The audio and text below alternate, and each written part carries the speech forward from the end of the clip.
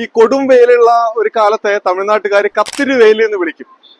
വലിയ വെയിലായിരിക്കും, സഹിക്കാൻ പറ്റാത്ത വെയിൽ. അത്രയൊക്കെ വെയിൽ സഹിച്ച് പ്രയാസപ്പെട്ടൊക്കെയാണ് നമ്മൾ ഈ സൊമാറ്റോയിലൂടെയും സ്വിഗ്ഗിയിലൂടെയും ഒക്കെ ഓർഡർ ചെയ്യുന്ന സാധനങ്ങൾ ഡെലിവറി ബോയ്സും ഡെലിവറി ഗേൾസും ഒക്കെ നമ്മൾ വീടുകളിലേക്ക് എത്തിക്കുന്നത്.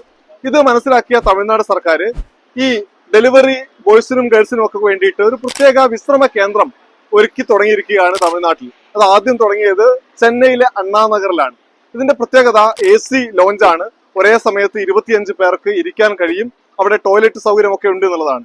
കനത്ത വെയിലിൽ ഇങ്ങനെ മണിക്കൂറുകളോളം സഞ്ചരിച്ച് തൊഴിലെടുക്കുന്ന ആളുകൾക്ക് ഒരു മികച്ച സംവിധാനം സംസ്ഥാന സർക്കാർ തന്നെ ഒരുക്കിയിട്ടുണ്ട് എന്നുള്ളതാണ്.